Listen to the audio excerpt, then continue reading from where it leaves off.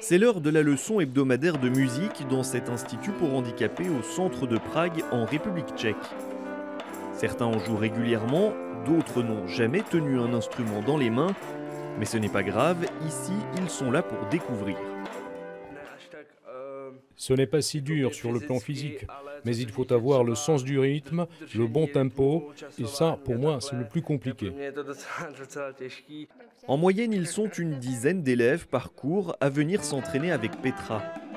Professeure d'anglais, elle enseigne également la musique dans cet établissement depuis près de 10 ans, l'un des rares loisirs accessibles pour ces personnes handicapées. Avec la musique, on peut faire ce qu'on veut, il n'y a pas de barrière.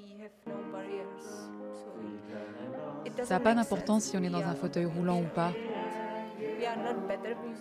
On n'est pas de meilleurs musiciens, mais on n'est pas moins bons non plus.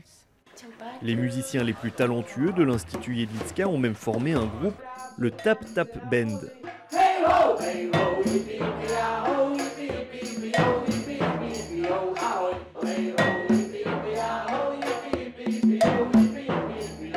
Amateur à ses débuts, la troupe a rencontré un grand succès en République tchèque, au point de devenir semi-professionnel.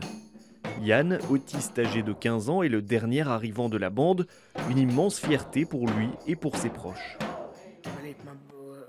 Ma maman est très fière que je fasse partie de ce groupe. Et mes amis de l'école sont venus nous voir à un concert. Ils ont dit qu'on était les meilleurs.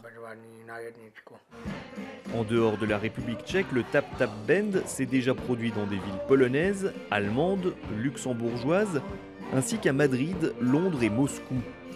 Partout où ils vont, ces musiciens hors du commun suscitent beaucoup de sympathie. Nous avons fait un excellent travail en montrant aux personnes valides que les handicapés peuvent aussi leur apporter quelque chose et pas seulement leur demander de l'aide en permanence. Seule personne valide de la troupe, Shimon, le chef d'orchestre, a d'ailleurs l'intention dans le futur de quitter le Tap Tap Band pour le laisser entièrement aux mains des personnes handicapées.